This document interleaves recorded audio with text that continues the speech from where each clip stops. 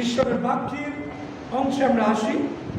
গত রবিবার আমাদের যেহেতু ফাদার্স ডে বা পিতৃদিবস ছিল, আমরা পিতৃদিবস উদযাপন করেছি। আর সেই কারণে আমরা যে ধারাবাহিক আমাদের বাইবেল শিক্ষা মণ্ডলীতে আমরা দিয়ে থাকি, সেই শিক্ষা আমরা দিতে পারিনি গত রবিবার, কিন্তু আমরা চলে আসি আবার আমরা আমাদের ধারাবাহিক শিক্ষায়।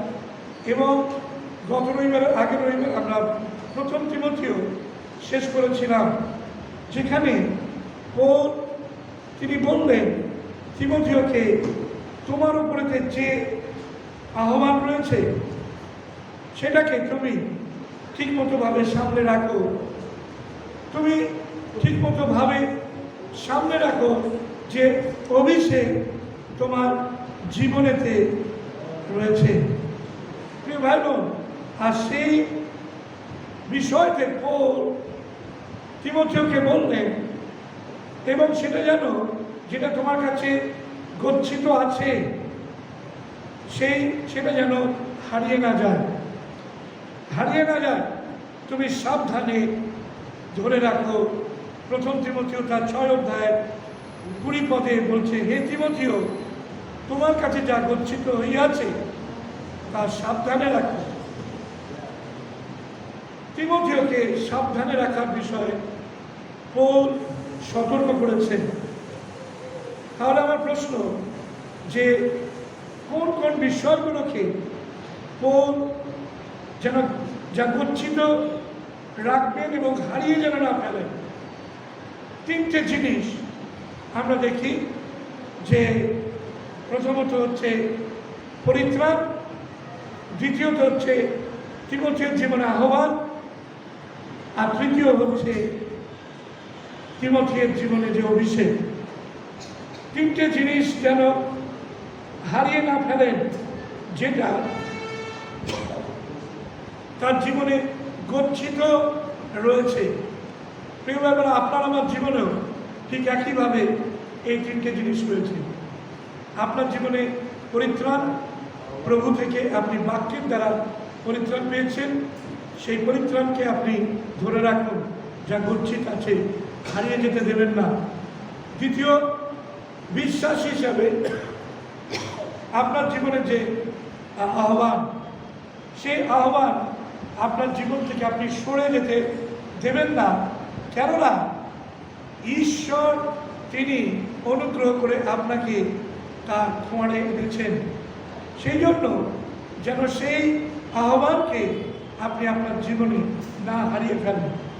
পরিচর্যাকারী যারা তিমথিওর মতো, তাদের জীবনে সেই পরিচর্যার আহ্বান প্রভু দিয়েছেন, আর পৌল বলছেন যেন তারা সেই পরিচর্যার আহ্বানকে ভুলে না যান। আর তৃতীয় আমি বললাম, সেটা হচ্ছে যে অভিষেক, যে প্রভু তার অভিষেক বিশ্বাসীদের জীবনে, কার্যকারীদের জীবনে দিয়ে থাকেন, যে অভিষেক ছাড়া কখনো প্রভুর জন্য কিছু করা সম্ভব নয়। আর সেই অভিষেকও আমাদের জীবনে গচ্ছিত আছে, আর সেই অভিষেক যেন আমাদের জীবন থেকে কখনো সরে না যায়, আমরা হারিয়ে না ফেলি। সাবধান, পৌল বললেন। প্রিয় ভাইবার, আসুন আজকে আমরা সাবধানতা অবলম্বন করি। যদি আমরা সাবধানতা অবলম্বন না করি, তাহলে কিন্তু আমাদের জীবনে সমস্যা হবে। কেননা পৌল ওই 21 পদে তিনি বলছেন, যে 20 পদের শেষে এবং 21 পদে, যা অযথা মিথ্যা নামে আখ্যাত, তাহার ধর্মবিরূপক বিশ্বাস শব্দালম্বন ও বিরোধবাণী হইতে বিমুখ হও, সেই বিদ্যা অঙ্গীকার করিয়া কেহ কেহ বিশ্বাস হইতে সম্বন্ধে লক্ষ্যভ্রষ্ট হইয়াছে। এরা তিনি বললেন যে বিশ্বাস থেকে অনেকে সরে গেছে, সেই সমস্ত অনেক বিদ্যা সেগুলো অঙ্গীকার করে স্বীকার করে অনেকে ঈশ্বর থেকে দূরে সরে গেছে। আমরা যেন তা না করি, আমাদের জীবনের পরিত্রাণকে ধরে রাখি। ঈশ্বরের বাক্য বলছে, যে কেউ শেষ পর্যন্ত স্থির থাকবে সেই পরিত্রাণ পাবে। আমাদের জীবনে আহ্বানকে আমরা ধরে রাখি, এবং যে অভিষেক প্রভু খ্রিস্ট যিশুতে পবিত্র আত্মার যে অভিষেক আমাদের মধ্যে দিয়েছেন, সেই অভিষেক যেন আমরা হারিয়ে না ফেলি। আমরা চলে যাই 2 তিমথিও। আসুন আমরা একটু দেখে নিই যে কে লেখক। পৌল তিনি 2 তিমথিও পত্রটি লিখেছিলেন। এই পত্রটি 2 তিমথিও পত্রটি প্রসঙ্গ হচ্ছে দৃঢ় সহিষ্ণুতা। 2 তিমথিও পত্রটির প্রসঙ্গ দৃঢ় সহিষ্ণুতা, অর্থাৎ সহিষ্ণুতা থাকবে, কিন্তু এই সহিষ্ণুতা খুব দৃঢ়, নষ্ট হয়ে যাবে না, শক্ত ভেঙে যাবে না। দৃঢ় সহিষ্ণুতা হচ্ছে প্রসঙ্গ। পৌল এই প্রসঙ্গে তিনি 2 তিমথিওর কাছে তিনি পত্র লিখেছেন এবং কথা বলছেন। সময়কাল হচ্ছে ওই 67 খ্রিস্টাব্দ, 67 AD। 67 খ্রিস্টাব্দে পৌল এই পত্রটি তিমথিওকে পাঠিয়েছিলেন এবং এই পত্রটির পটভূমিকা কি, অর্থাৎ কোন প্রেক্ষাপটে, কোন পটভূমিকায় পৌল এই পত্রটি লিখেছিলেন। এটি পৌলের শেষ চিঠি, এটি পৌলের শেষ চিঠি। এটি লিখবার সময় রোম সম্রাট নিরো খ্রিস্ট ধর্মের প্রসার বন্ধ করার জন্য বিশ্বাসীদের উপরেতে অতিশয় নিমর্ম এবং নিষ্ঠুর অত্যাচার চালাবার চেষ্টা করেছিলেন। কোন সম্রাট? রোম সম্রাট নিরো। খ্রিস্ট ধর্ম যেন প্রসারিত না হয়, অন্যদের প্রভাবিত করতে না পারে, আর সেই জন্য বিশ্বাসীদের উপরে চাপ সৃষ্টি করা, বিশ্বাসীদের উপরেতে অত্যাচার চালানো। প্রিয় ভাই বোন, আজকেও ঠিক একইভাবে 21 শতাব্দীতে আমরা দেখি যে যারা আমরা বিশ্বাস করেছি প্রভু যীশু খ্রিস্টকে, আমাদের আশেপাশে থেকে এই রকম চাপ এবং অত্যাচার কিন্তু আজও পর্যন্ত রয়েছে, আমরা দেখছি। সুতরাং সেই 2000 বছর আগে যে এই অত্যাচার ছিল তা নয়, কিন্তু 2000 বছর পরেও সেই একই অত্যাচার বিশ্বাসীদের জীবনে রয়েছে। কেন? কারণ হচ্ছে যেন খ্রিস্ট ধর্ম প্রচারিত না হয়, প্রসারিত না হয়, যেন স্তব্ধ করে দেওয়া হয়। হালেলুয়া। প্রিয় ভাই বোন, একটি কথা রয়েছে চার্চ হিস্ট্রিতে, রাজ্য সম্রাট কিরিট কত আসে যায়, খ্রিস্টের রাজ্য চির বৃদ্ধি পায়। রাজা আসবে, রাজা চলে যাবে, রাজ্য স্থাপিত হবে, রাজ্য ভেঙে পড়বে, কিন্তু খ্রিস্টের যে রাজ্য প্রতিষ্ঠা করার জন্য তিনি স্বর্গ ছেড়ে মর্তে নেমে এসেছিলেন, সেই রাজ্য কখনো ধ্বংস হয়ে যাবে না। হালেলুয়া। সেই জন্য বিশ্বাসীরা আপনারা ভ্রান্ত হবেন না, আপনারা হতাশ হবেন না, আপনারা সাহসে বুক বাঁধুন। প্রভু তার মণ্ডলীকে, প্রভু তার রাজ্যকে তিনি টিকিয়ে রাখবেন। হালেলুয়া। সো নিরো চেষ্টা করেছিলেন, কিন্তু খ্রিস্টানিটি কি স্টপ হয়েছিল, বন্ধ করতে পেরেছিলেন না। পৌল তিনি রোমে আবার সম্রাটের দ্বারা বন্দী হলেন। সম্রাট নিরো তাকে বন্দী করে কোথায় রাখলেন? জেলখানায় রাখলেন। এক অধ্যায় 16-17 পদ আপনি একটু দেখুন। 1 অধ্যায় 16 এবং 17 পদ, 2 তিমথিও।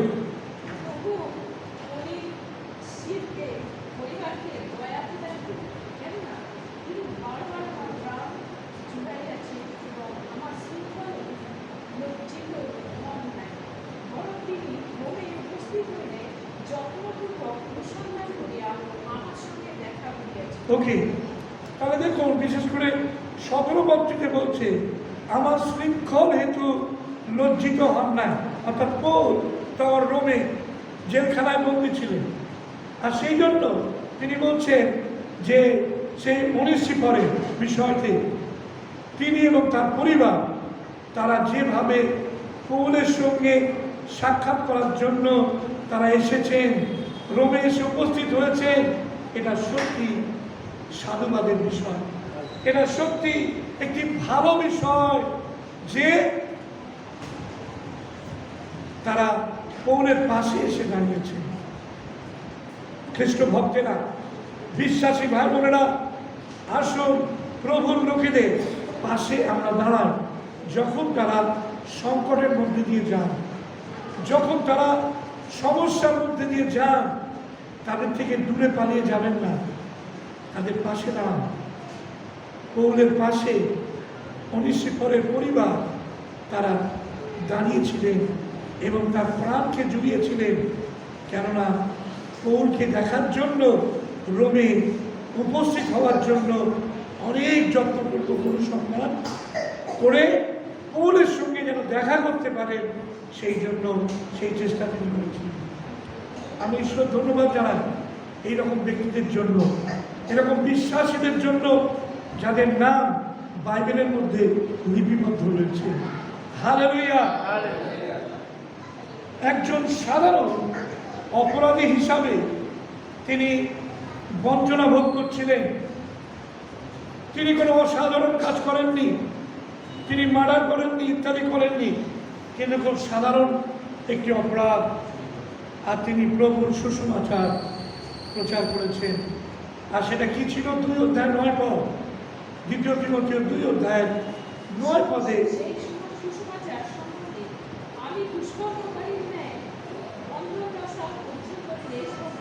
হ্যাঁ, সেই সুসমাচার। কোন সুসমাচার? 8 পদে বলছে, যীশু খ্রিস্টকে স্মরণ করো, আমার সুসমাচার অনুসারে তিনি মৃতগণের মধ্য হইতে উত্থাপিত দাউদের বংশজাত। সেই সুসমাচার, তিনি মৃতগণের মধ্য থেকে উত্থাপিত দাউদের বংশজাত, সেই সুসমাচার পৌল দিয়েছে, অথচ তার শাস্তি হচ্ছে দুষ্কর্মকারী তাদের মতো। তাই বলছে তিনি, দেখুন আমি দুষ্কর্মকারীর ন্যায় বন্ধন দশা পর্যন্ত ক্লেশ ভোগ করিতেছি। হালেলুয়া।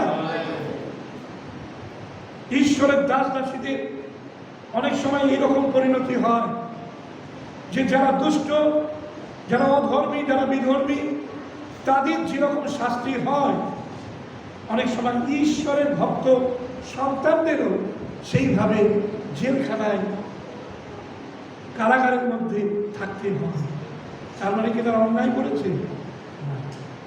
কিন্তু মিথ্যা করে, তাদের বিরুদ্ধে ষড়যন্ত্র করে, নানান ধরনের অপপ্রচার করে তাদেরকে ফাঁসিয়ে দিয়ে তাদেরকে অনেক সময় প্রিজন বা তাদেরকে জেলে বন্দি করা হয়। পৌল সেটাই তিনি বিশেষ করে এখানে উল্লেখ করেছেন যে সাধারণভাবে তিনি সেই বঞ্চনা ভোগ করছিলেন, যেটা তার ভোগ করার কথা নয়, এবং তার অধিকাংশ যে বন্ধুরা ছিল সেই বন্ধুদের দ্বারা তিনি পরিত্যক্ত হয়েছিলেন। কেন? তিনি জেলখানায় রয়েছেন। ফলে তার যে সমস্ত সহকর্মী, তার যারা বন্ধু বান্ধব ছিল, যাদের সঙ্গে তিনি আধ্যাত্মিকভাবে যুক্ত ছিলেন, তাদের থেকে তিনি এখন পরিত্যক্ত হয়েছেন। 1 অধ্যায় 15 পদে, 1 অধ্যায় 2 তিমোথেয় 1 অধ্যায় 15 পদ,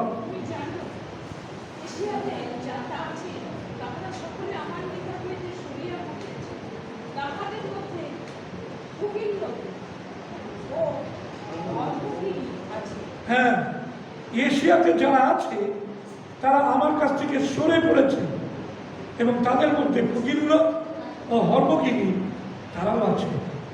সো পৌল বলছেন যে তার বন্ধু তারা থেকে পরিত্যাগ করেছে, তিনি পরিত্যাজ্য হয়েছেন।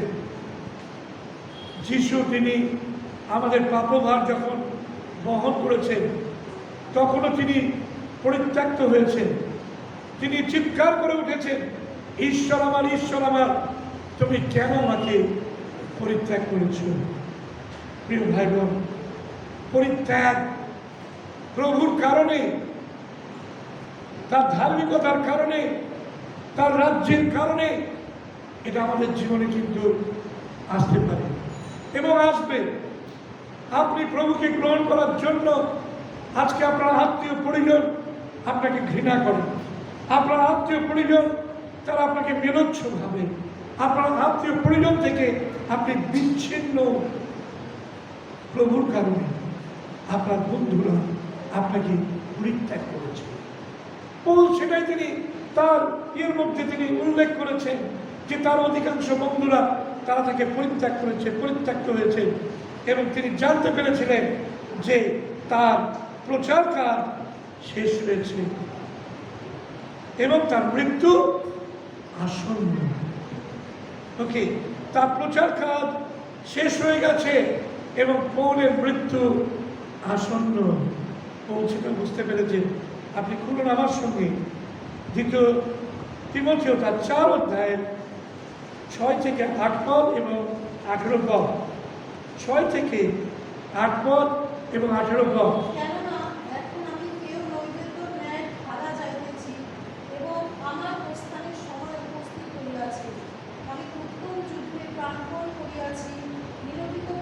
শেষ পর্যন্ত দৌড়ে আছি, বিশ্বাস রক্ষা করিয়াছি।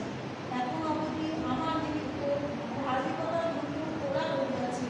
প্রভু সেই ধর্মময় বিচারকর্তা, সেই দিনে আমাকে তাহা দিবে। কেবল আমাকে নয়, বরং যত লোক তাহার প্রকাশ প্রার্থী ভালোবাসিয়াছে সেই সকলকেও দিবে। প্রভু আমাকে সমুদয় মন্দকর্ম হইতে রক্ষা করিবে এবং আপনার স্বর্গীয় রাজ্যে উত্তীর্ণ করিবে। যুগ পর্যায়ে যুগে যুগে তাহার মহিমা। আমিন। ওকে, আপনি দেখুন যে পৌল তিনি এখানে পরিষ্কারভাবে উল্লেখ করছেন। তিনি বলছেন কেননা এখন আমি প্রিয় নৈবেদ্যের ন্যায় ঢালা যাইতেছি। প্রিয় নৈবেদ্য ন্যায় তিনি বলছেন আমাকে ঢেলে দেওয়া হচ্ছে সেই নৈবেদ্য।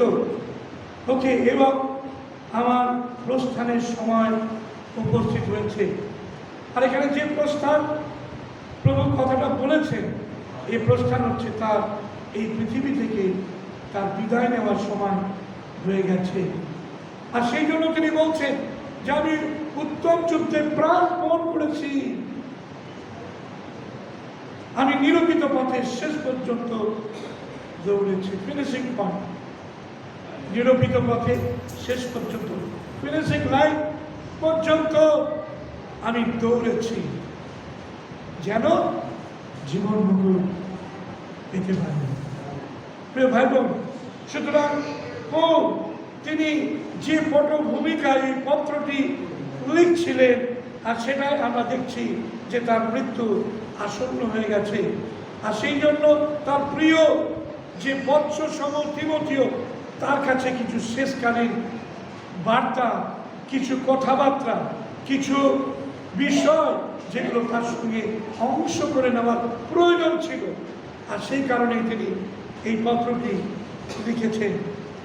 এবং আমরা যখন তার লেখকত্ব এবং তার পটভূমি নিয়ে আমরা যখন আরও বিস্তারিতভাবে আলোচনা করব, তখন আমরা দেখতে পাব বিশেষ করে তিমথিওকে পৌল লিখছেন তার একজন প্রিয় পুত্র হিসাবে, তাই না? তিনি বলছেন বৎস, প্রিয় বৎস তিনি উল্লেখ করছেন। তিনি বিশ্বস্ত সহকর্মী বলে তাকে উল্লেখ করছে, যে কেবল পুত্র নন, কিন্তু তিনি বিশ্বস্ত একজন সহকর্মী। রোমিও তার 16 অধ্যায়ের 21 পদে, রোমিও তার 16 অধ্যায়ের 21 পদে ওখানে আপনি দেখুন যে বলা হচ্ছে তিমথিওকে যে তিনি একজন বিশ্বস্ত সহকর্মী।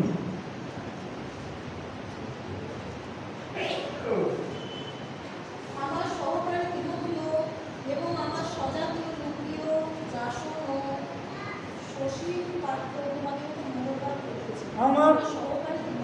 আমার সহকারী তিমথিও, সহকর্মী, সহকারী পৌলের সঙ্গে পরিচর্যার মধ্যে ছিলেন। তিমথিও, তাই তিনি সহকর্মী বলে তাকে চিহ্নিত করেছেন। তিমথির সঙ্গে তার নিবিড় ঘনিষ্ঠতা ছিল, পৌলের ঘনিষ্ঠতা ছিল নিবিড়, খুব গভীর সম্পর্ক ছিল, এবং তার উপরে তার নির্ভরতা আমরা দেখতে পাই যে পৌল তিমথির উপরে কত নির্ভর করতেন।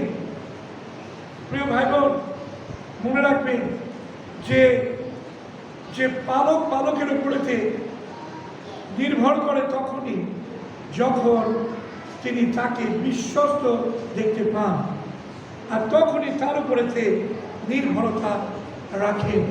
ওকে, তো এখানে পৌল তিমথির উপরে অনেক নির্ভর করতেন, আর সেই নির্ভরতার বিষয় তার লেখনীর মধ্যে দিয়ে আমরা দেখতে পাই। এবং প্রায় বলা যায় যে 6টা পত্র যে পৌল লিখেছে, সেই পত্রের সহ প্রেরক হিসাবে তিমথিওকে চিহ্নিত করা যেতে পারে। পৌলের প্রথম বন্দিত্বের সময় তিমথিও তার সঙ্গে থাকার একটা করেছিলেন। দেখুন আপনি ফিলিপিও তার 1 অধ্যায় 1 পদে, যখন পৌল প্রথম বন্দিত্বে ছিলেন ফিলিপির জেলে, সেই সময়তে তিমথির সঙ্গে তার থাকার একটা বিষয়। ফিলিপি 1 অধ্যায় 1 পদ কি করছে? 1 অধ্যায় 1 পদ। পৌল ও তিমথিও খ্রিস্ট যিশুর দাস, খ্রিস্ট যিশুতে স্থিত যত পবিত্র লোক ফিলিপ্পিতে আছে, তাহাদের এবং অত্যন্তগণ আমাদের সমিতি। ওকে, কলসীয় 1 অধ্যায় 1 পদ।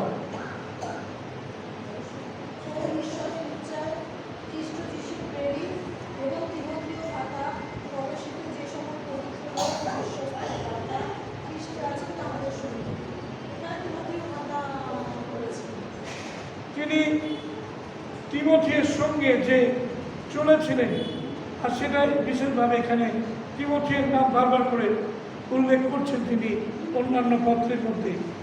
এমনকি ফিলিমন পত্রেরও ওই 1 পদে, ফিলিমন পত্রের 1 পদে আমরা ফিলিমন তিমথির নাম উল্লেখ দেখতে পাই। ফিলিমন 1 পদ।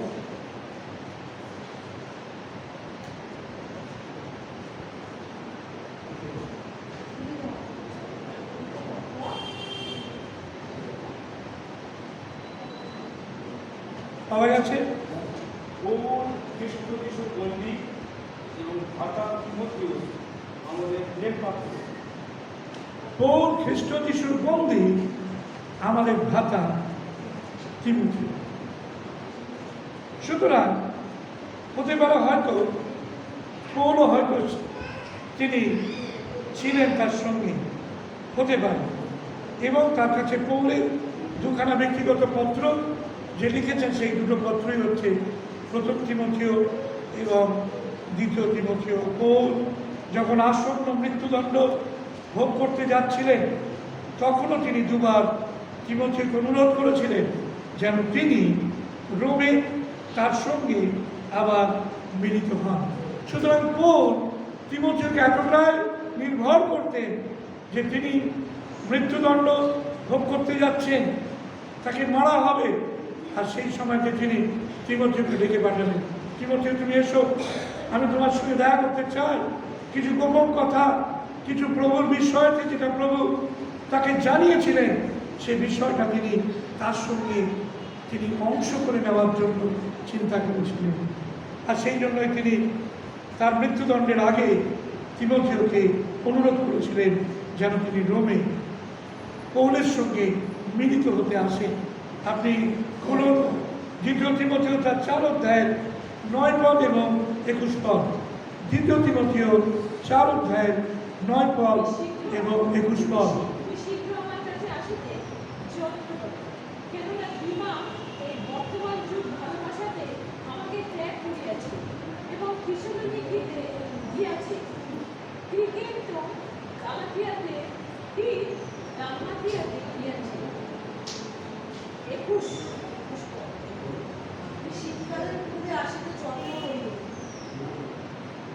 ওকে, এখানে পৌল তিমথিওকে বলছেন যে তিমা আমাকে পরিত্যাগ করে জগৎকে ভালোবেসে পরিত্যাগ করেছে আমাকে, ঠিক আছে? অতএব বলছে তিমথিও তুমি এসো, তুমি এসো, এবং শীতকালে তুমি আমার শালটা নিয়ে এসো। তাই বলছে যে 21 পদে, তুমি শীতকালের পূর্বে আসিতে যত্ন করিও। ওকে, সো পৌল তিমথিওকে এতটাই ভালোবাসতেন, নির্ভর করতেন, যে তাকে তিনি ডেকে পাঠিয়েছেন। ওকে, প্রিয় ভাই বোন, আসুন আমরা প্রভুর লোকেদের বিশ্বাস ভাজন হই, আমরা প্রভুর লোকেদের নির্ভরতার কারণ হই, তারা যেন আমাদের উপর নির্ভর করে। আমরা এতটাই প্রভুর জন্য উদ্যোগী হই তিমথিয়ের মতো, এতটাই প্রভুর পক্ষে থাকি যে যেন প্রভুর লোকেরা আমাদেরকে বিশ্বাস করতে পারে, নির্ভর করতে পারে। আর যদি আপনি প্রভুর না হন, তাহলে কিন্তু প্রভুর লোকেরা আপনার উপর নির্ভর করবে না। কিন্তু যদি আপনি প্রভুকে ভালোবাসে, প্রভুর উপর আপনার নির্ভরতা থাকে, তাহলে দেখবেন আপনার প্রভুর লোকও আপনাকে নির্ভর করছে, আপনাকে দায়িত্ব দিচ্ছে, আপনাকে দায়িত্ব দিয়ে তিনি নিশ্চিন্তে রয়েছেন। কেন? তিনি জানেন যে যাকে আমি দায়িত্ব দিয়েছি তিনি ঠিক মতো সেই দায়িত্ব পালন করবেন। হালেলুয়া। আর যদি জানেন যে তাকে দায়িত্ব দিলে পাশ কাটিয়ে চলে যাবে, যে কোনো অজুহাতে বেরিয়ে যাবে, বলে পাশে কি আমাকে পয়সা দেয় যে আমি তার জন্য কাজ করবো, পয়সা পায় যে কাজ করবো, তাদেরকে পালক কোনো দিন কোনো দায়িত্ব দেবেন না। কোনো পালক, আমি বলে নই, কোনো পালক দায়িত্ব দেবেন না। যারা সমস্ত কাজকে টার্মস অফ মানি ইয়েতে দেয়, তাদেরকে দেবেন না। কিন্তু যারা প্রভুকে ভালোবেসে কাজে এগিয়ে আসে, তাদেরকেই প্রভু এবং প্রভুর লোকেরা তারা দায়িত্ব দিয়ে থাকেন। তাই পৌল তিনি তিমথিওকে দেখে পাঠালেন যেন তিমথিও তার কাছে আসে। এবং আমরা দেখি যে শেষ যে বিষয়টা, পৌল যখন তাকে এই দ্বিতীয় পত্রটা লিখছিলেন, তখন তিমথিও ইফিসে ছিলেন। তিমথিও কোথায় ছিলেন? ইফিসে ছিলেন। যখন পৌল তাকে দ্বিতীয় পত্রটা লিখছিলেন, ইফিসে পালকত্বের দায়িত্ব তিনি পালন করছিলেন। দুটি পদ দেখুন আপনি, সেখান থেকে পরিষ্কার হবে। দ্বিতীয় তিমথিও 1 অধ্যায়ের 18 পদ এবং 4 অধ্যায়ের 19 পদ। দ্বিতীয় তিমথিও 1 অধ্যায়ের 18 পদ এবং 4 অধ্যায়ের 19 পদ।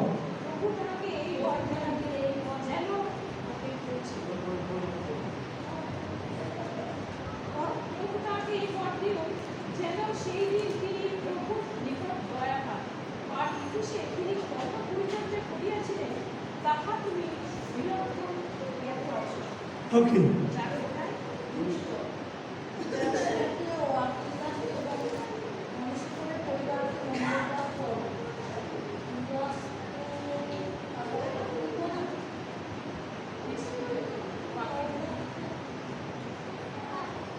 প্রিস্কাকে ও আকিল্লাকে এবং ওনেসিফরের পরিবারকে মঙ্গলবার করো। ইরাস্তো করিন্থে রহিয়াছেন এবং ত্রোফিম পীড়িত হওয়াতে আমি তাহাকে মিলিতে রাখিয়া আসিয়াছি। ওকে, সো হ্যাঁ, সো পৌল তিনি এখানে বিশেষভাবে পৌল তিমথিওকে তিনি দ্বিতীয় পত্রটি লিখেছেন। ওকে, যখন তিমথিও ইফিসে অবস্থান করছিলেন। প্রিয় ভাই বোন, আসুন আমরা পৌলের যে পত্রটি তিমথিওকে দ্বিতীয়বারের জন্য দিয়েছিলেন, সেই পত্রটি আমরা আলোচনা করছি এবং সেই পত্রটি আমরা ধারাবাহিকভাবে আলোচনার মধ্যে প্রবেশ করব। উদ্দেশ্য কি ছিল, পৌলের কি উদ্দেশ্য ছিল, আমি বলে শেষ করব আজকে। প্রথম উদ্দেশ্য হচ্ছে, পৌল জানতেন যে তিমথিও ভীরু লোক ছিলেন, অর্থাৎ তিনি ওখানে ইংরেজি ব্যবহার হচ্ছে টিমেড, TIMID, টিমিড। টিমিডের বাংলা হচ্ছে ভীরু, ভীতু। তিনি একটু ভীতু প্রকৃতির ছিলেন বা ভীরু প্রকৃতির ছিলেন। পৌল সেটা খুব ভালোভাবে জানতেন এবং তিনি কঠোরতার মুখোমুখি হতে যাচ্ছেন সেটাও পৌল তিনি জানতেন। এছাড়াও তিনি যখন বুঝতে পারলেন যে বাইরে থেকে মণ্ডলীর প্রতি ঘোরতর নির্যাতনের আশঙ্কা আছে এবং ভিতর থেকে ভ্রান্ত শিক্ষকেরা তাদের অভ্যুদয় হচ্ছে, তাদের আনাগোনা হচ্ছে, তখন তিনি তিমথিওকে উপদেশ দিতে দিলেন যেন তিনি সুসমাচারকে পাহারা দিয়ে রাখতে পারেন, বাক্য প্রচার করেন, কঠোরতা সহ্য করেন এবং তার দায়িত্ব পালন করেন। তাহলে তিনি ভীরু ছিলেন তিমথিও, পৌল জানতেন, আর সেই কারণে তিনি বুস্টিং করছেন, তাকে তিনি শক্তি দিচ্ছেন। শেষ পত্রের মধ্যে দিয়ে তিনি তাকে সতর্ক করছেন যেন তিনি ভয় না পেয়ে যান, ভীতু না হন, ভয় না পান। সেই জন্য তিনি বলছেন ওখানে, কেননা পৌলের বিপদ, ঘোরতর নির্যাতন আসছে, পৌলের মৃত্যু, পৌলের মারা গেলে পর হয়তো তিমথিও হয়তো একটু সেকি হয়ে যেতে পারে, একটু নড়তে পারে, টালবাটাল মতো হয়ে যেতে পারে। আর সেই কারণে তিনি বুঝতে পারছেন যে ভ্রান্ত শিক্ষকেরাও আনাগোনা করছে চারিদিকে, তারা হয়তো ক্যাপচার করবে পৌল তিমথিওকে। আর সেই জন্য তিনি বললেন যে যেন যে সমস্ত সুসমাচার পৌলের কাছ থেকে তিনি পেয়েছেন সেই সুসমাচারকে তিনি যেন ধরে রাখতে পারেন, গার্ড দিতে পারেন, পাহারা দিতে পারেন, রক্ষা করতে পারেন এবং বাক্য প্রচার সময়ে অসময়ে তিনি যেন বাক্য প্রচার করতে পারেন, ভয় না পান। এবং যে সমস্ত তাড়নাগুলো আসছে মণ্ডলীর কারণে, খ্রিস্টের কারণে, সেই তাড়নাগুলো যেন সঠিকভাবে সহ্য করতে পারেন। প্রিয় ভাই বোন, আজকে আপনার কাছে যদি প্রভু এই ধরনের দায়িত্ব তিনি প্রকাশ করেন, তাহলে আপনি কি সেই দায়িত্ব প্রার্পণ করার জন্য কি আপনি ব্যস্ত থাকবেন? প্রভু আপনাকে বলছেন যে আপনি যেন প্রার্পণ করেন, সুসমাচারকে রক্ষা করেন, সুসমাচারকে পাহারা দেন। আপনি আপনার যে দায়িত্ব রয়েছে, মণ্ডলীর দায়িত্ব, সেই দায়িত্ব থেকে আপনি সরে যাবেন না, কিন্তু সেই দায়িত্বকে আপনি ঠিকভাবে পালন করবেন। এবং ভ্রান্ত শিক্ষকেরা চারিদিকে ঘুরে বেড়াচ্ছে আপনাকে থাবা বসানোর জন্য, অন্যান্য বিশ্বাসী ভাই বোন যারা দুর্বল রয়েছে তাদের উপরে থাবা বসানোর জন্য। আপনি বিশ্বাসী হিসাবে তাদেরকে কি করে রক্ষা করবেন? চলে যাচ্ছে বাঘ একজনকে নিয়ে চলে যাচ্ছে টানতে টানতে, আপনি শুধু দেখছেন, নিজের প্রাণ বাঁচাচ্ছেন, নাকি আপনি সেখানে গিয়ে বুদ্ধি প্রয়োগ করে ঈশ্বরের শক্তিতে আপনি কিছু করবেন? প্রিয় ভাই বোন, আসুন, পৌল তিমথিওকে এটাই বলেছিলেন। আর সেই কারণে দ্বিতীয় পত্রের মধ্যে দিয়ে আমরা দেখি যে পৌল তিমথিকে বলছেন, তুমি সময় অসময় কার্যকারী বাক্য প্রচার করো। You got to preach season out of season. সময় প্রচার করো, অসময়ে প্রচার করো। যখন তোমাকে বলে দেওয়া হয়েছে যে তুমি অমুক দিন প্রচার করবে, তখনও প্রস্তুত হয়ে প্রচার করবে। যদি বলে দেওয়া হয়নি, যদি হঠাৎ করে বলা হয় যে আপনি প্রচার করুন, তাহলেও যেন আমরা প্রস্তুত থাকি ঈশ্বরের বাক্য বলার জন্য। হালেলুয়া! আসুন, যে দায়িত্ব আমরা পেয়েছি সেই দায়িত্বকে যেন আমরা পালন করতে পারি, ছোট হোক বড় হোক। সানডে স্কুলের দায়িত্ব যদি থাকে তাহলে সেই দায়িত্ব বিশ্বস্তভাবে পালন করি। ঝড় বৃষ্টি যা কিছু হোক না কেন, সেটা যেন আমরা বিশ্বস্তভাবে, নিষ্ঠাভাবে পালন করতে পারি। আমাদের পাস্টার অ্যান্টনি প্রত্যেক রবিবার ভিডিও করার জন্য সে গোবিন্দপুর থেকে এখানে আসে, পেট্রোল খরচ করে, কিন্তু বিশ্বস্ততা তার জীবনে রেখেছে যে প্রভু আমাকে একটা পরিচর্যা দিয়েছেন, এটাতে আমি ঠিক থাকবো।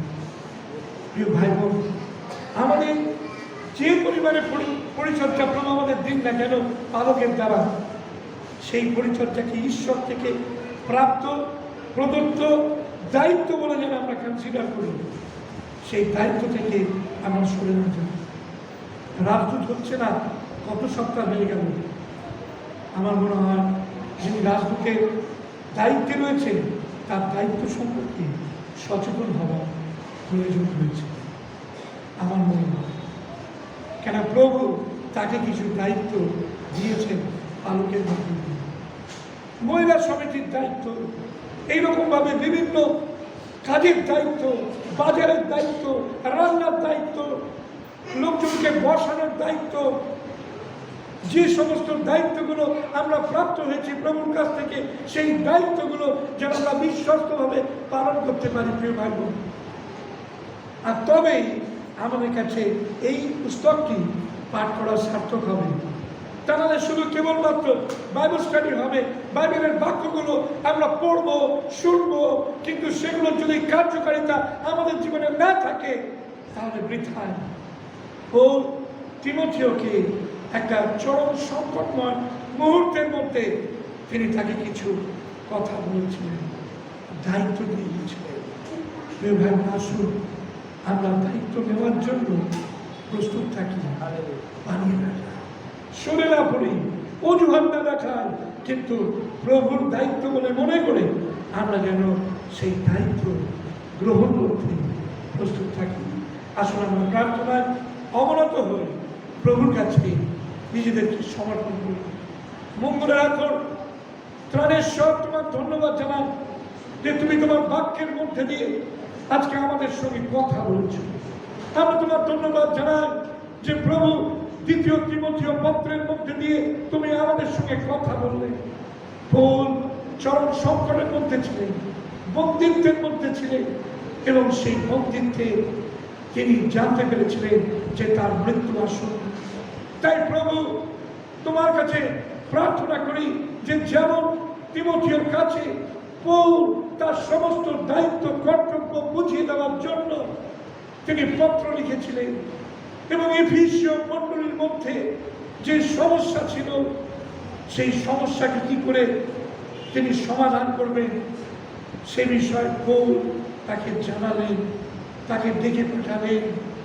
প্রভু তোমার কাছে প্রার্থনা করি তুমি আমাদের সঙ্গে কথা বলো, যেন প্রভু যদি তুমি আমাদেরকে আজকে প্রভু কোনো দায়িত্ব দিতে চাও, যদি তুমি আমাদেরকে ব্যবহার করতে চাও, যদি প্রভু তোমার ভক্ত দাস দাসদের মধ্যে দিয়ে আমাদেরকে প্রভু কোনো না কোনো দায়িত্ব দাও, প্রভু আমরা কি সেই দায়িত্ব এড়িয়ে চলে যাব, নাকি প্রভু সে ক্ষুদ্র হোক মহান হোক যে কোনো দায়িত্ব হোক, যেন প্রভু সেই দায়িত্ব পালনের জন্য আমরা যেন তৎপর হতে পারি, আমরা যেন সমস্ত কষ্ট স্বীকার করতে পারি।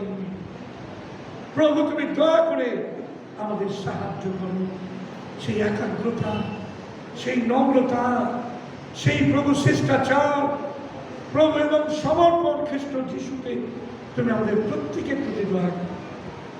প্রভু যে ভাই বোনেরা আজকে আসলেন না, তারা বিভিন্ন কারণ দর্শী জগতের কাজকে সামনে রাখলেন, প্রভু ভয় পেলে তোমার কাছে প্রার্থনা করি তুমি দয়া করে তাদের হৃদয়গুলিকে পরিবর্তন করো, তারা যেন বিশ্বস্তভাবে সমস্ত বাধা বিপত্তিকে অতিক্রম করে যেন প্রভু তোমার গৃহে আসতে পারে।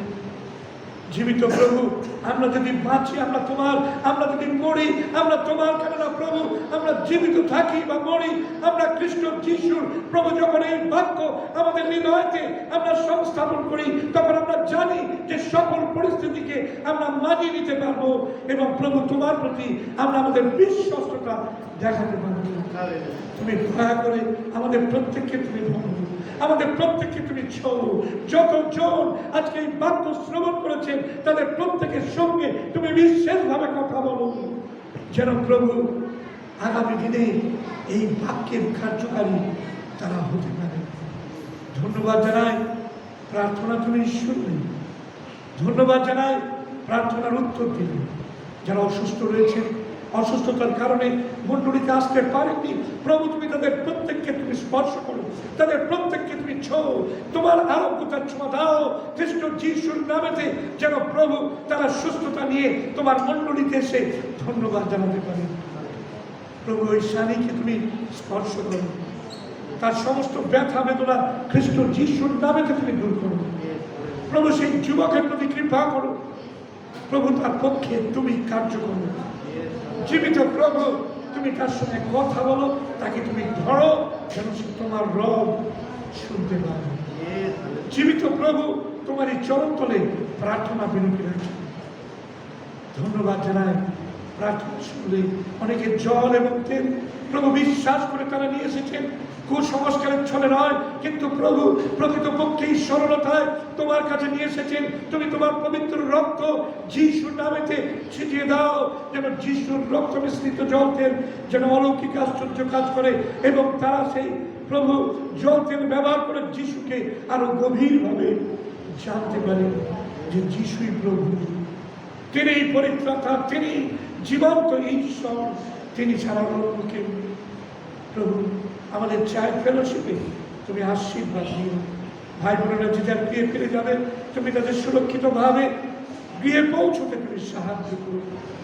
বৈকালীন পড়াশোনায় তুমি আশীর্বাদ দিও, যেন সকল ভাই বোনেরা আসতে পারে এবং তোমার মহিমা ও তোমার গৌরব। ধন্যবাদ জানাই, প্রার্থনা শুনলে সকল গৌরব মহিমা তোমাকেই জানাই। প্রভু যারা প্রভু উপহার নিয়ে এসছে যিশু নামে, সেই উপহারগুলিকে তুমি আশীর্বাদ করো। ধন্যবাদ দিই, প্রার্থনা শুনি, গৌরব তোমাকে দিই, যিশু তোমার নামে চাই। Amen, amen.